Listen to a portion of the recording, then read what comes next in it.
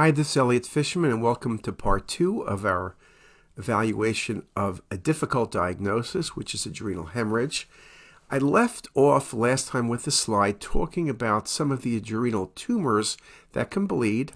Again, making the point that adrenal bleeding is not that common, but can occur in either malignant or benign tumors. Here's the challenging part, however. This is a patient who presented with some vague abdominal pain, and you had this mass. The mass is about 7 centimeters. It's large, obviously. It has some high density that looks like it bled into itself. Hard to tell if it's acute blood or not, but definitely bled into itself, and it's a large mass. Well, you could say maybe it's a pheo, but the patient's metanephrines were normal. Could it be a malignancy? You know, masses over 4 cm, a third of them are going to be malignancy. The patient had no primary tumor. It's solid, though it's some low density areas. The rest of the abdomen and pelvis and chest, everything looked good. What could this be? Well, you look at it more carefully, coronal views, pushing on the kidney, high density areas, maybe even the potential for some calcification.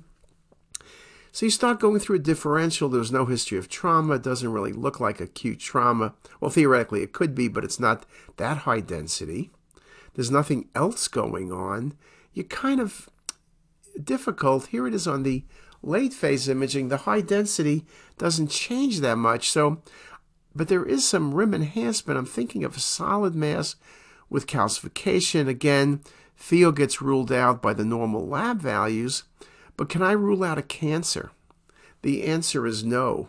You can say, what else could this be? Well, could it be a myelolipoma that was, fat poor and it bled into itself, I guess, theoretically. But adenomas bleed. I never think about adenomas as a cause of bleeding. All of us think of adenomas as low density, 4 centimeter or less lesions. But adenomas can be large, they can be solid, and they can bleed. This patient went to surgery, and it was a bleed. Think about the case, and then jump to this case. This patient also, incidental finding, higher density. It's above the kidney, so it's adrenal mass, high density. Patient had no history of trauma. Lab values are essentially negative. What are you dealing with this here? Well, the problem is you don't want to biopsy things, and the patient had some vague symptoms, and no one, including the patient, was willing just to follow this patient. The patient had surgery, and this also was hemorrhage into an adenoma. So what I learned from these two cases is a lot and a little. It's important to recognize that adenomas can bleed, and so I will think about that when I look at the next case of bleeding as a possibility. But it's hard to definitively say it's an adenoma. If you knew it was an adenoma, perhaps you would do nothing. Obviously, if the patient's symptomatic, you worry about rebleeding, or symptomatic, they're going to take it out. But it's not an easy case, and to everyone's surprise, except for the pathologist, it was an adenoma that had bled.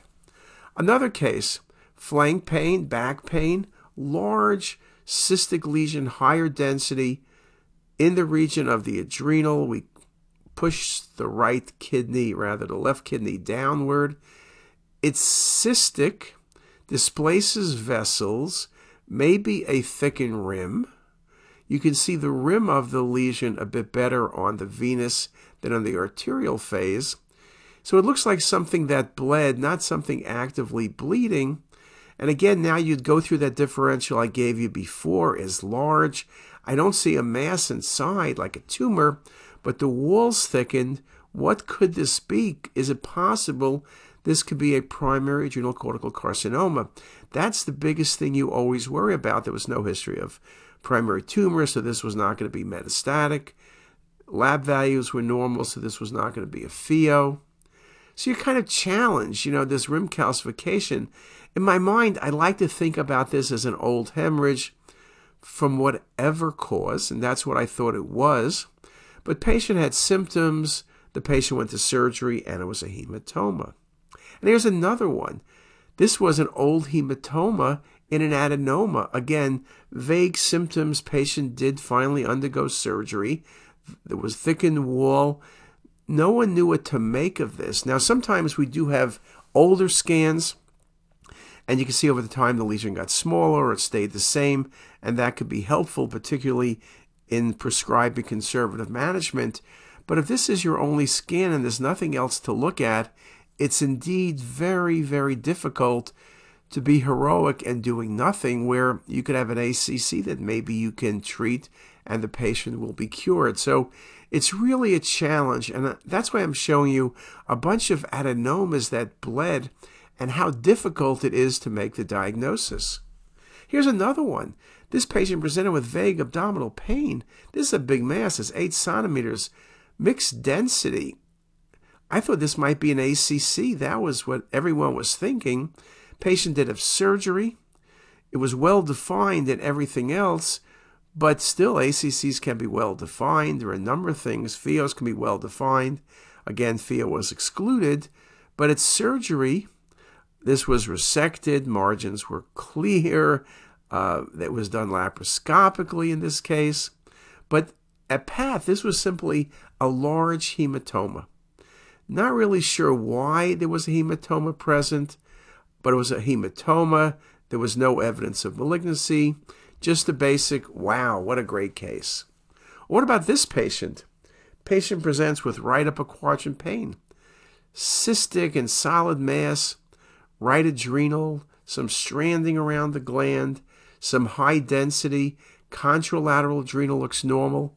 What are we dealing with? And then on the coronal view, there's an area of high density, which means an area of active bleeding. Again, going through that differential diagnosis, it definitely is a challenge in the sense we get down to adrenal at times, operate or don't operate. It's hard to be really comfortable saying, oh, this is benign, I'm not worrying about it, let's follow it. That's probably not the way things are going to go. The endocrinologist is not going to be happy. The endocrine surgeon is sharpening their knife, and the patient wants it resected. And this was, again, an adenoma that bled. So it's really challenging. This was an unusual case because you can see the active bleeding, but boy, again, metastasis, though we couldn't find the primary, an ACC or a PHEO, again, are all considerations, but again, there was no way to be certain of what was going on here, and the patient did have surgery. Another example, non-contrast calcifications, looks like a little bit of fat in the lesion. I looked at this and said, this must be a lipid-poor myelolipoma. Well, it ended up being, I was correct in one sense, it was benign, but it was resected and ended up being an old adenoma which had bled.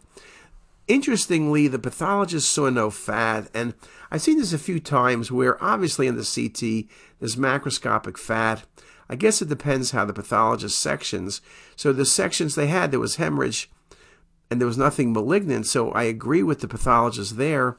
But the fact is, I bet this was a lipid-poor myelolipoma and they just didn't see it. And again, you can see on the coronal view very nicely, there's the fat right there. But when you look at this, faint calcifications and fat, remember I always tell you think about myelolipoma. And then here it is, we'll go from the non-contrast to contrast. Interesting, the lesion has some peripheral enhancement. You can even have your mind thinking about hemangioma. Hemangiomas of the adrenals are rare, but they can be very vascular. They don't typically behave like hepatic hemangiomas with peripheral enhancement and central fill-in. They tend to be markedly vascular throughout the lesion. But you can see here there's a little bit of vascularity around the edge. There's fat in the lesion. Myelolipomas of the adrenal can be very vascular. So I thought that helped me. The contrast-enhanced scans pushed me to the answer of myelolipoma. But because the patient was symptomatic and it was over 5 cm, it was logical to do surgery, and because I felt it was benign, you could do laparoscopic surgery. Again, as I mentioned, the pathologist read this as a benign adenoma that had bled, but again, I think I was right. Oh yes, by the way, there's also hemangioma in this case, or several hemangiomas that you can see very nicely with the classic liver enhancement pattern. So again, large lesions, good article from Mayo Clinic a couple years ago making the point that, yes, the larger a lesion, the more likely it is malignant, but still a significant portion of lesions over 4 cm, which is the magic number for large lesions, are indeed going to be benign. So I really like this case. Look at the modeled enhancement, a real challenge. Again, I thought it was a myelolipoma, so I was right. But the fat, again, theoretically, you can see macroscopic fat in adrenal cortical carcinomas. But in those scenarios, the lesions typically are very vascular, they're aggressive, and it's not going to be something like this, which looks to me like a fat, poor myelolipoma. What about this case? Acute abdomen. Look at the size of that bleed. First, you want to make sure it's not going to be liver, it's not going to be kidney. This was obviously adrenal when you look at all the images. But you would surely, based on its size, worry about an underlying malignancy. Again, a MET, patient had no primary, ACC are all good possibilities. There's also a lesion in the left adrenal gland. What exactly is going on here? This is a large mass. This mass was resected, and this was also an adenoma with an acute bleed. And so I've shown you a number of adenomas. So I'm not saying that every time you see a mass, you scream out adenoma, but it's something you can consider if you're just not certain what's going on to raise that possibility. Now, again, the patient will have surgery even if you're thinking about it, but if you think about an adenoma, then they're probably going to do laparoscopic surgery where patients recuperate in a day or two rather than an open adrenalectomy where recovery is 7 to 10 days or more. Again, wonderful case, large lesion. You surely would have worried about malignancy, and I was. Look how it pushes on the liver, pushes on the patient's kidney. You got to be thinking malignancy. And I worried about a primary ACC or an unknown MET or pheochromocytoma. Just really impressive looking case. Here are some of the later images. Again, the high density. You don't see bright bleeding, but you can tell the patient had recent bleed, which goes along very nicely with their clinical presentation. So a really, really good example. And I'm showing you a number of different images of that case. Now another example. Here you see hemorrhage in the left adrenal, and you see hemorrhage in the right adrenal. You also can see there's vicarious excretion of contrast from a prior study in the gallbladder.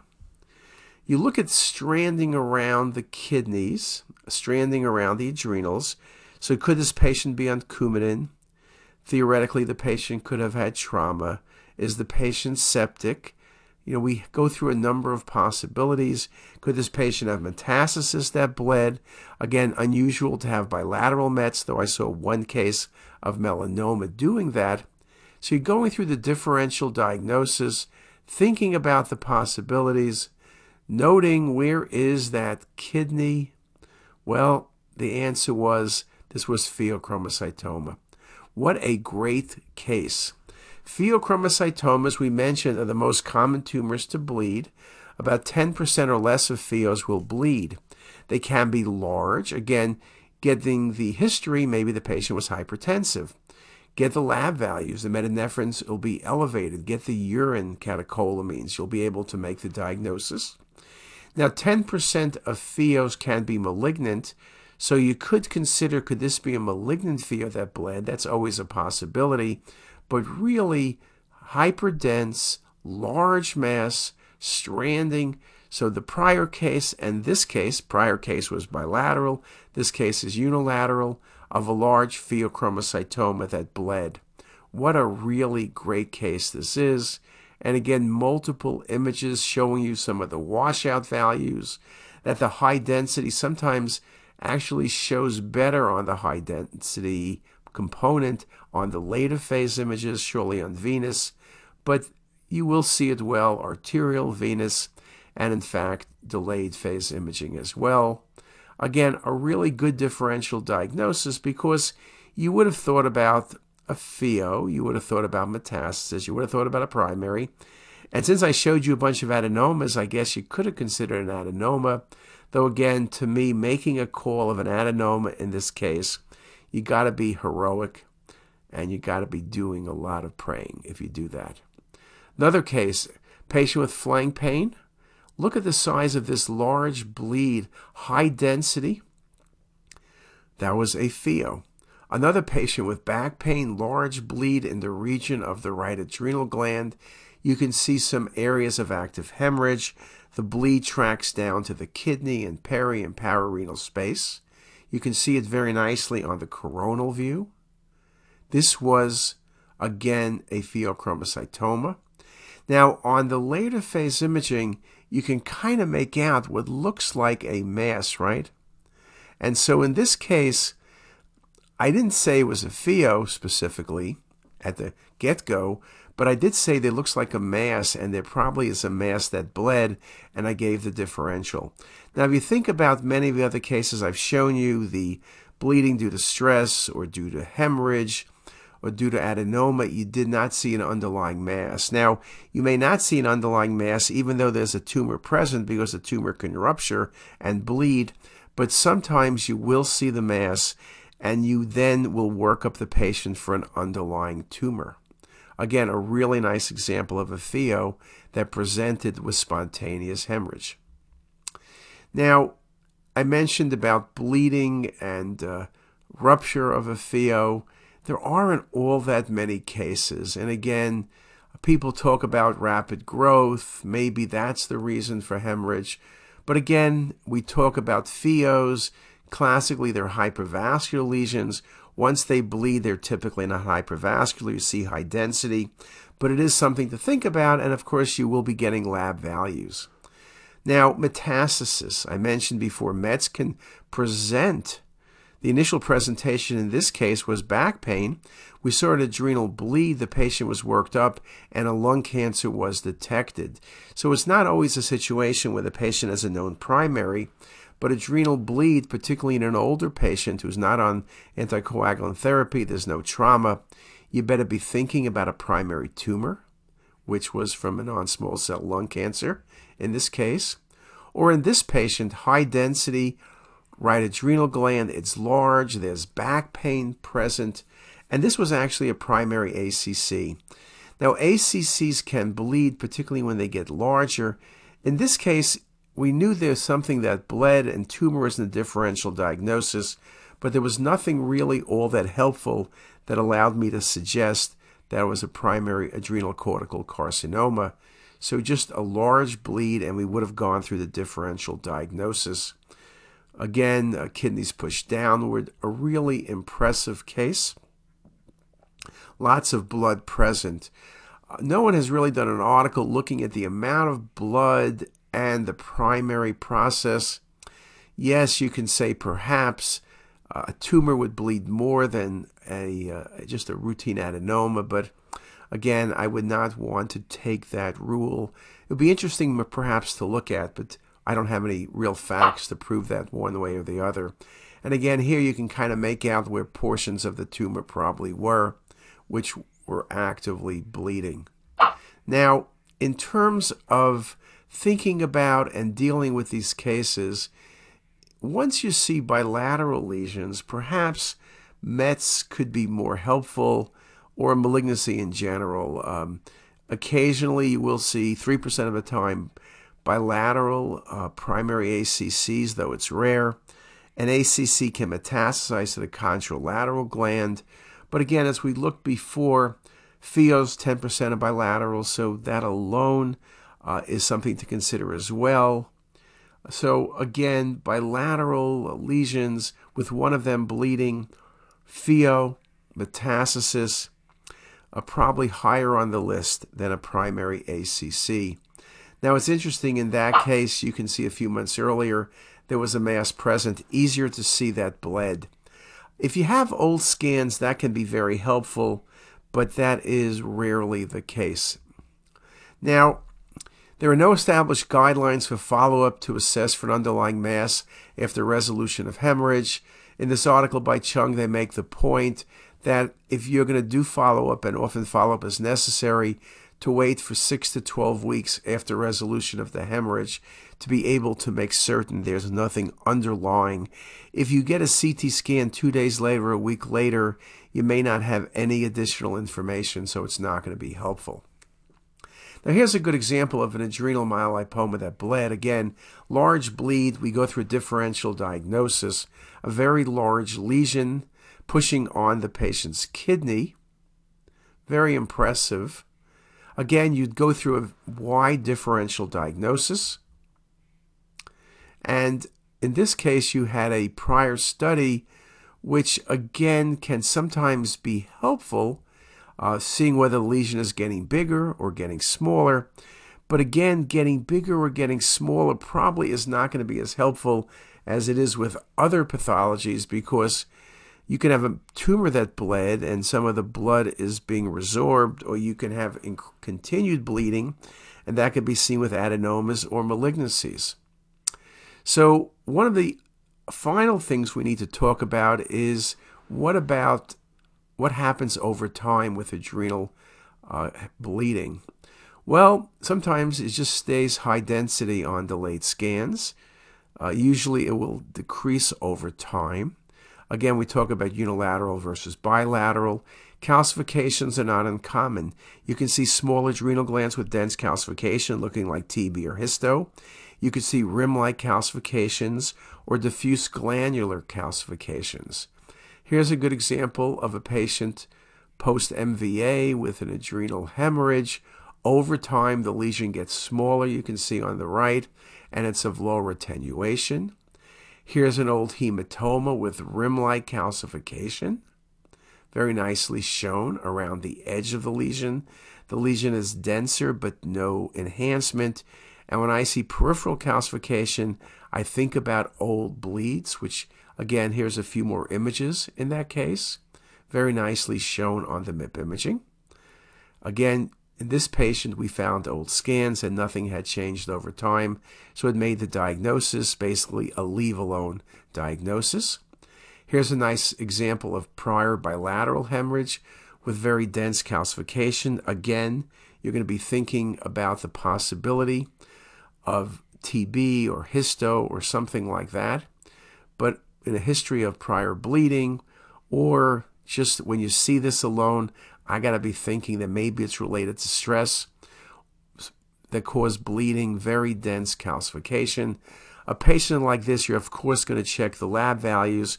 When you see dense adrenal calcifications, you always will worry about the patient being Addisonian.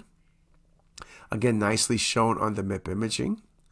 Here's another case with very dense rim-like calcification, and the whole lesion is diffusely high density. There's not much else that this could be. Rim-like calcification, high density, diffuse. This is an old hematoma.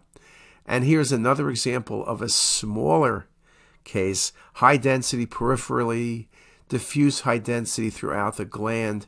A really nice example of an old adrenal hematoma and a leave-alone lesion. No further workup is necessary unless perhaps the patient was symptomatic, or you were thinking, could this patient be Addisonian? So drawing lab values may not be that unreasonable to do. Another example of a larger lesion with dense rim-like calcification. Again, the rim calcification is not something you're going to see in tumor. It's typically related to old bleeding. Very nice example, some higher density within the lesion, but this very coarse, dense peripheral calcification, to me, makes it very easy to make the call of adrenal hemorrhage. So we've gone through the patterns of old hemorrhage. Calcification looking like TB, rim-like calcifications of variable extent. Now, of course, there are other cases where the lesion is just simply round, higher density, mixed density, can be 3 to 8 centimeters, and I've showed you some of those cases during this talk. So sometimes it's easy to make the call, sometimes it's not going to be as easy as we would like. So again, it can present as an indeterminate adrenal mass, and that's where you just scratch your head, and it's a very, very tough diagnosis. Again, just summarizing, adrenal hematomas with mass-like configuration can be a challenge to all of us. Again, clinical history, presentation, and CT appearance can be helpful in narrowing down the differential diagnosis and helping us with patient management. We have a lot of cases on CTisus, thousands of cases of adrenal pathology, and so if you want to see more cases, hematomas or non-hematomas, go take a look. And with that, I wish you a great day. If you like this video, make sure to subscribe to the CTisus YouTube channel. You can also visit us at CTisus.com for even more videos, plus quizzes, pearls, protocols, and oh so much more. We're also in the App Store and have well over a dozen apps for iPhone and iPad, all completely free. Thanks for watching.